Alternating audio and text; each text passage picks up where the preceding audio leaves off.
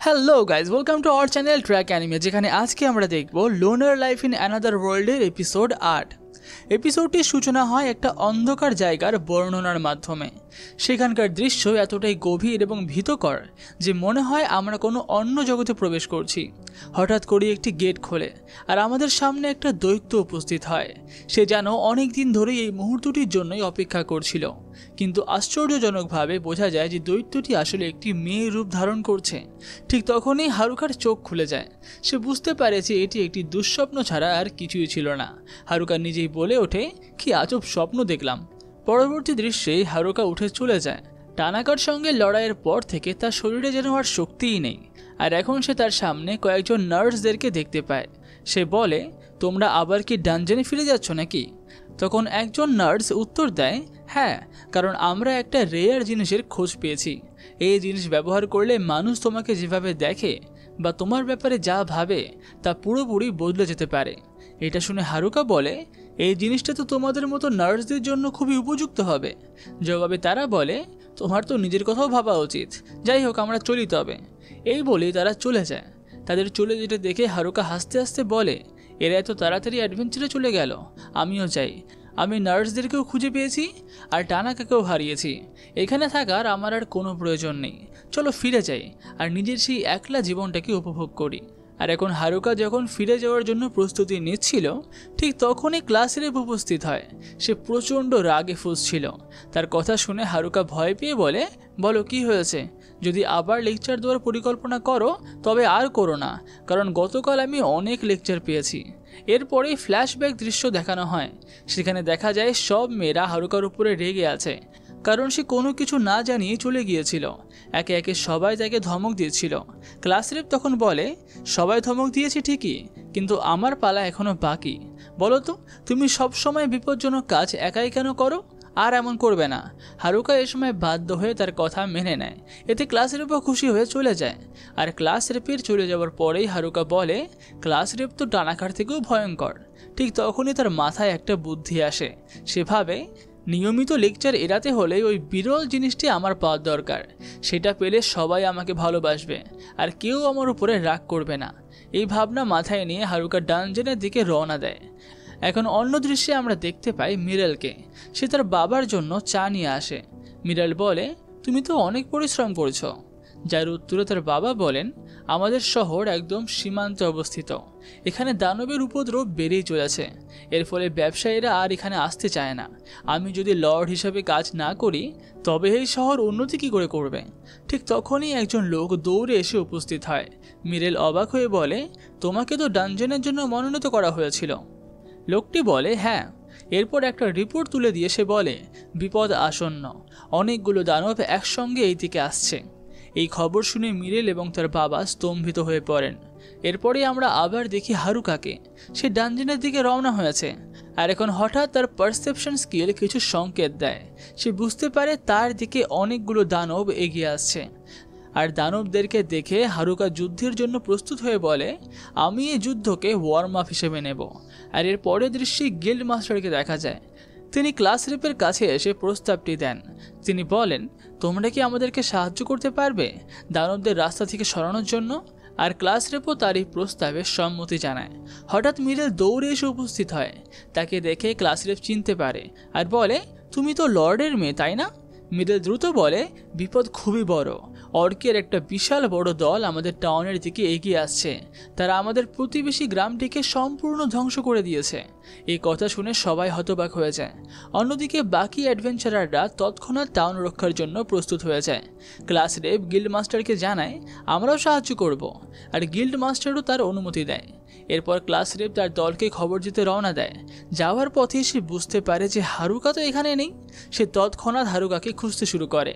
অন্যদিকে আমরা দেখি হারুকাকে তার সামনে অসংখ্য অর্ক দাঁড়িয়ে রয়েছে। এই দৃশ্য দেখে সে বলে, এত অর্ক আমি এর আগে কখনো দেখিনি। আর এদের সঙ্গে তো অর্ক কিংও আছে। এই বলে হারুকা তাদের উপর ঝাঁপিয়ে পড়ে। শক্তিশালী আঘাতে একের পর এক অর্ককে সে হারিয়ে দেয়। আর পরিশেষে সে অর্ক কিংয়েরও মুখোমুখি হয়। কিংয়ের ওপর একাধিক আক্রমণ করেও কোনো প্রভাব পড়ে না, কিন্তু হারুকা তবুও হাল ছাড়ে না। প্রবল আক্রমণে শেষমেশ অর্ক কিংকেও সে পরাজিত করে। আর শেষে জয় পেয়ে সে বলে, এখানকার কাজ শেষ, কিন্তু এত অর্ক একসঙ্গে এলো কেন? তা যাই হোক, আমাকে এখন ডানজনের দিকে এগোতে হবে। এ সমস্ত মাথায় চাপ নিয়ে লাভ নেই।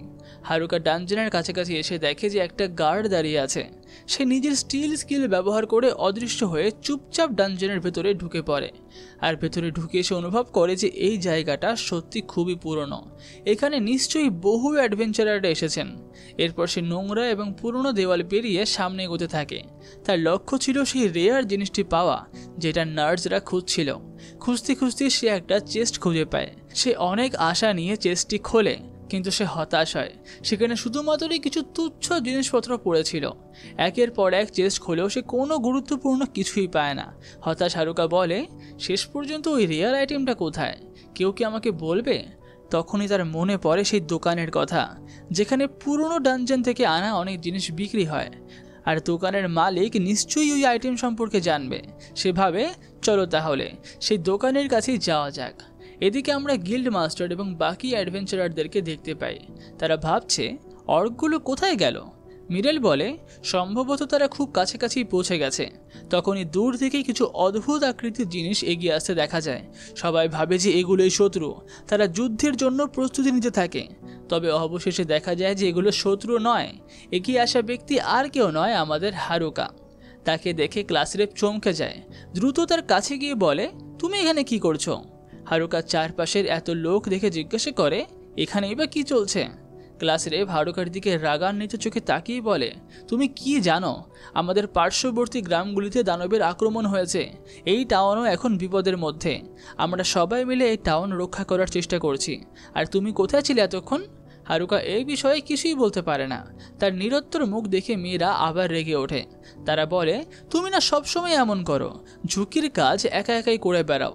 তখন দলের কয়েকজন হারুকাকে প্রশ্ন করে, তুমি কি অর্কদেরকে দেখেছো? হারুকা জবাব দেয়, হ্যাঁ আমি দেখেছি, আর আমি তো তাদের সবাইকে হারিয়েও দিয়েছি। এই কথা শুনে সবাই হতবাক হয়ে যায়। কিন্তু ক্লাস রেপ আরও রেগে গিয়ে বলে, তুমি সব সময় কেন বিপদের মধ্যে একা যাও বলো তো? নিজের জীবনকেও তো তুমি ঝুঁকিতে ফেলে দাও। পরবর্তী দৃশ্যে আমরা দেখি মিরেল হারুকাকে ধন্যবাদ জানায়। সে বলে, একজন লর্ডের কন্যা হিসেবে এই টাউনকে বাঁচানোর জন্য তোমাকে অনেক ধন্যবাদ।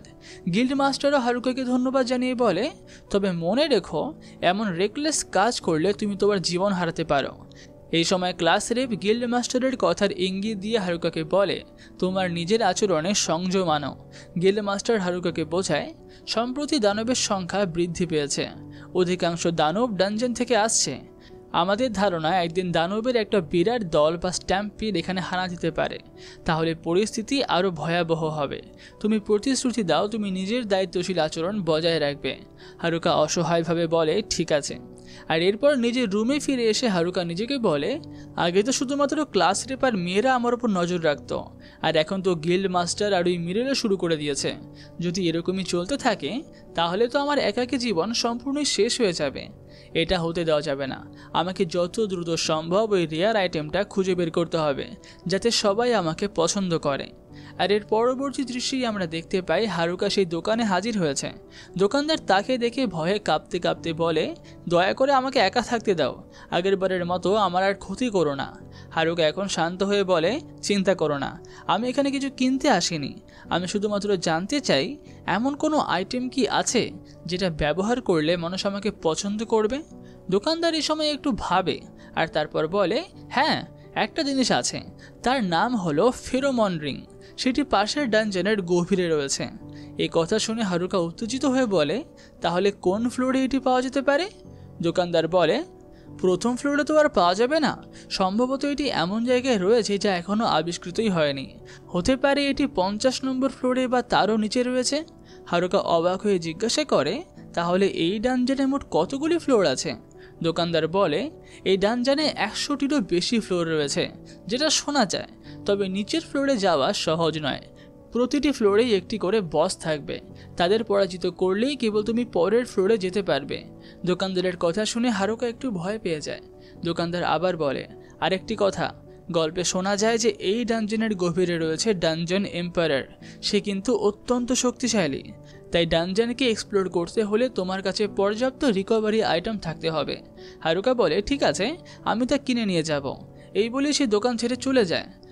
দৃশ্য পরিবর্তন হয় আর আমরা দেখি যে নার্সরা হারুকার কথোপকথন শুনে সব মেয়েদের এবং ক্লাস রেপকে জানিয়ে দিয়েছে যে হারুকা ডানজনে গেছে ফেরোমন রিং খুঁজতে।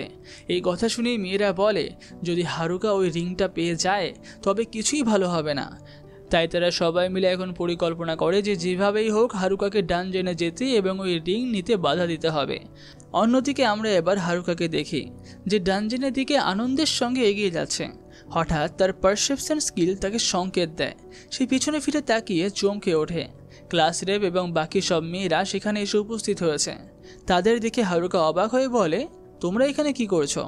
আজ তো লেভেলিং ডে নয়।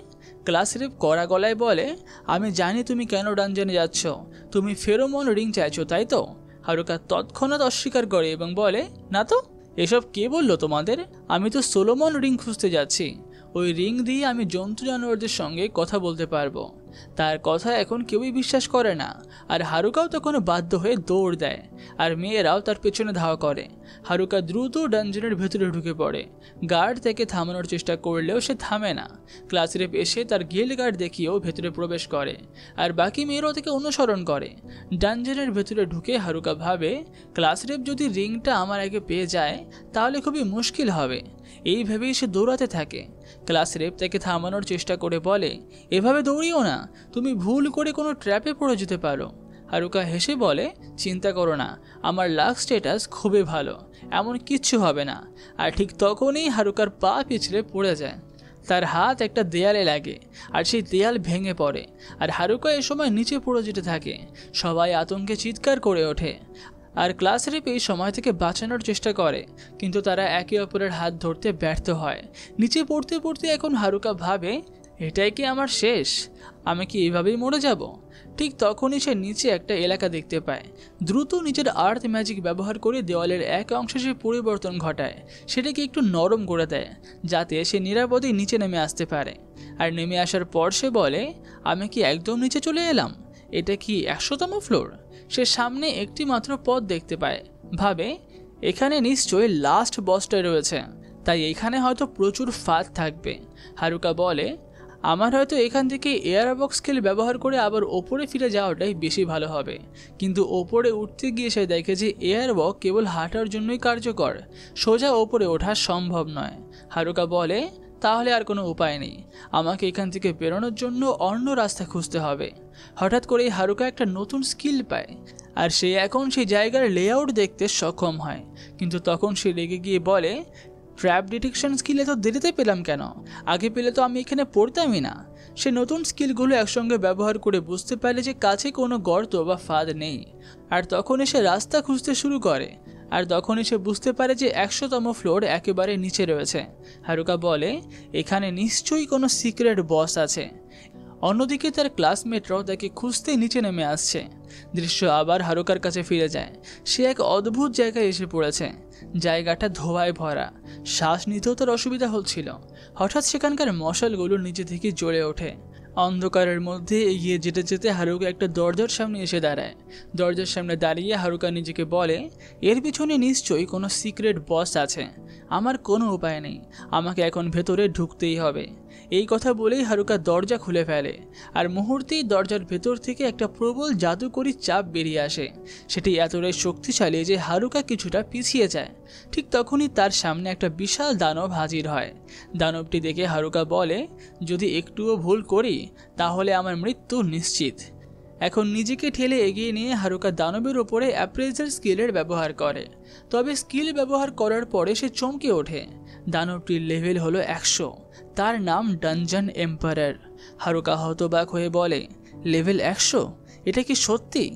এদিকে আমরা দেখি হারুকার ক্লাসমেটরা ডানজনের 47তম ফ্লোরে পৌঁছেছে, কিন্তু তারা এখনও হারুকাকে খুঁজে পায়নি। একজন বলে, মনে হচ্ছে হারুকা অনেক নিচে পড়ে গেছে।